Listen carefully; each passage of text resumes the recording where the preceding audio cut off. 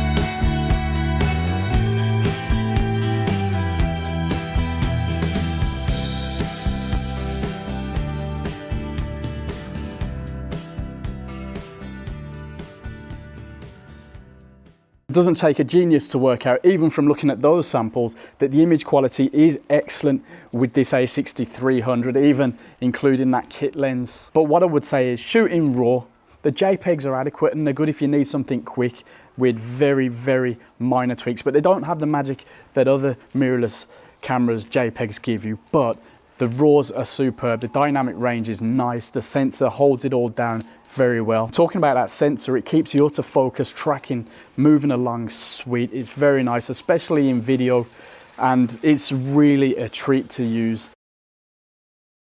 We're at 16mm or 24mm equivalent, and we're just seeing how it is. If I come a bit closer, I want to know if it's tracking me well. I know I've just moved into a bit of sunlight, so there you go, but the aperture's quite high, so we should be fine. Reviewing the footage just on the screen, actually through the EVF, I found that a lot better, and I feel confident about the autofocus when I'm making sort of vlog style things like this. This could be very sweet for that, even though it doesn't have the screen. You know, we should rely on the technology a bit more, and the autofocus system in this thing does seem pretty decent, obviously in good light.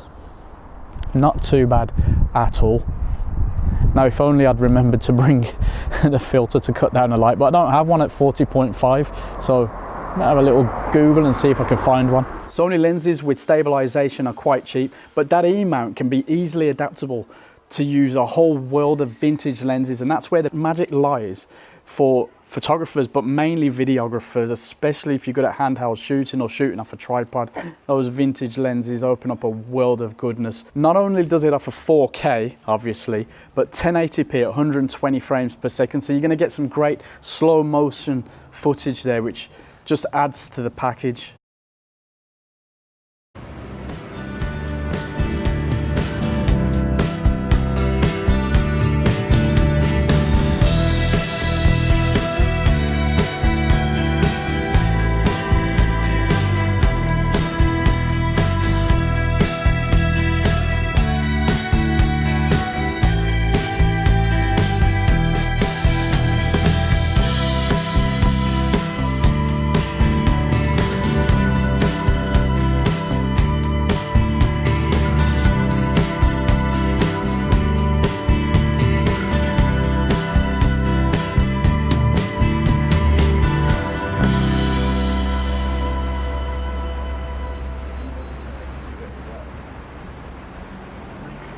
And of course, it's a mirrorless camera, so you've got a superb size and weight combination. Fits good in the hand. I mean, that grip is one of the best I think I've used on a mirrorless camera.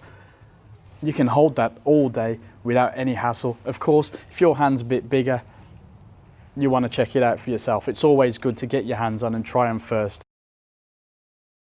Now, if you're not careful and you're shooting with a slower card for longer periods of time in 4K, you may get some overheating, but come on, I'm in the UK. I'm not going to have a problem with overheating generally, am I? And plus, I don't shoot for longer periods of time in 4K. But try out your card first, and you might have to go up to a faster card to take advantage of that. I didn't notice much, a little bit of heat down there, but again, that's quite nice having a portable heater with you when you're in the UK this time of year. Another thing that keyboard warriors love to moan about, and sensible people, is the rolling shutter. But if you're not doing too much quick panning, shooting video, etc., that might not be an issue for you. But again, get your hands on, try it out. You'll see straight away if it's not good for you in that aspect, but that's also down to what you shoot. Looking on the side there, you'll see there's no headphone jack, and that could be an issue for vloggers, video shooters. But while we're there, that charging port, it was better than people were telling me. I managed to bump up another 25% on a half an hour lunch break by plugging into a power bank. That's fine, absolutely no problem at all.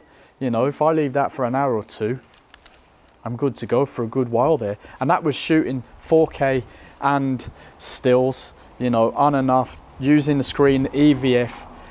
Coincidentally, that EVF is real nice, and I've been using zebra peaking as well, which is very handy. This thing's chocked to the brim with stuff. You don't have to worry about that really, unless you want to go crazy and have the very latest.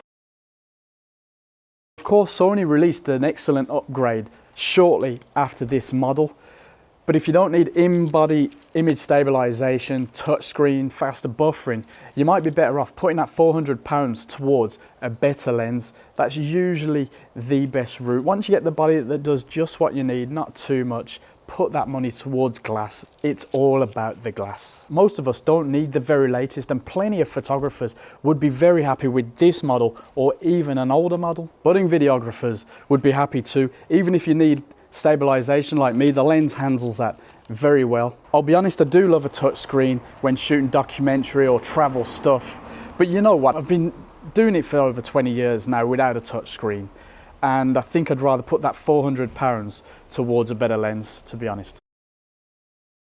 Your average photographer shooting 4K video on the side would be very happy. There are plenty of capable mirrorless cameras out there, and Sony seem to be doing an excellent job catering for the compacts, premium compacts, crop sensor and full frame fans. But you know what? There's something for all of us out there.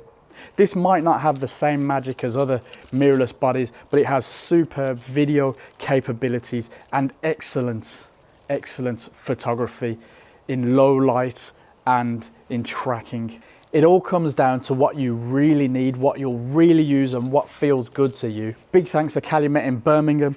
Get down there, check out this camera, get your hands on it, see what you feel. There's a Sony open day coming up if you're watching this video before the open day, but there'll be more. I'll put up a flyer so you can have a look. Subscribe, comment, thumbs up. We love you all. Take it easy.